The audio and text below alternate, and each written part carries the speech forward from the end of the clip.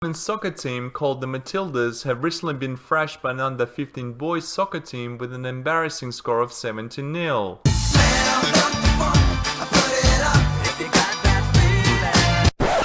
The Matildas are strongly fancied to give Australia its best chance at a medal in the sport of football at the Rio Olympics in August. Perhaps the Matildas should be thankful there will be no under-16 boys teams playing. In a friendly match against the Newcastle Jets under-16 boys team, the Matildas were totally humiliated 7-0. This is the team ranked 5th in FIFA's women's rankings, which was slammed by a bunch of lads barely old enough to have pubic hair.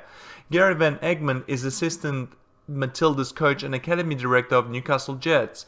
Then Egmond explained that the Matildas are often forced to play boys teams because there is not enough quality female opposition in our part of the world. In other words, we have a small team of women who like to pretend they're great soccer players, while the rest of the female nation could not give a damn even if they tried. Because of this, any female who barely touches a soccer ball in Australia is assumed to be the next Ronaldo, on paper anyway. But when a bunch of boys turn up to challenge these soccer mums, suddenly they're losing 7-0. And calling them mums suits them just fine. Take a look at how old some of these soccer women are.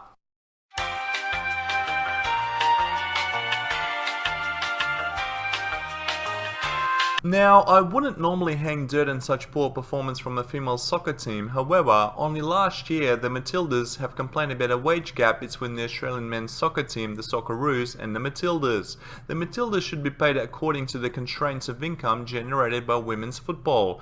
If there is little income, then women's football is recreation and not a job. If men have to subsidize women's football, then that is undeserved charity and social engineering. If the product is any good, as deemed by football fans and sponsors, then they will thrive. And given by the latest results while being beaten by a bunch of 14-year-old boys, I think that women's soccer in Australia is rather lacking.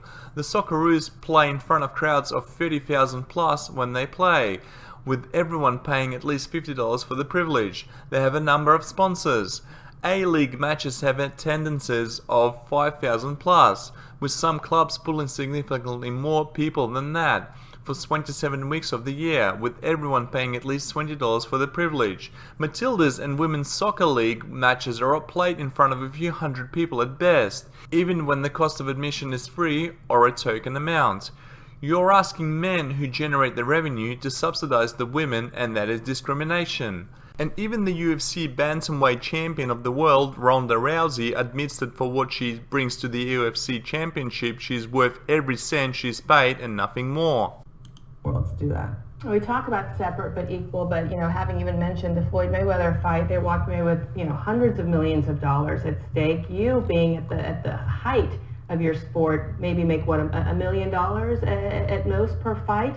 Does that anger you, and what can we do to change that? I don't like to talk about exactly how much money I make, but I'm extremely comfortable and happy.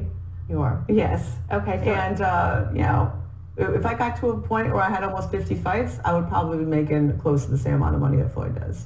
But at this point, I have 11, so I can't expect it to be exactly equal yet. I don't think. I have to put more time in. So now that's the end of the video. Please support my channel by subscribing, commenting,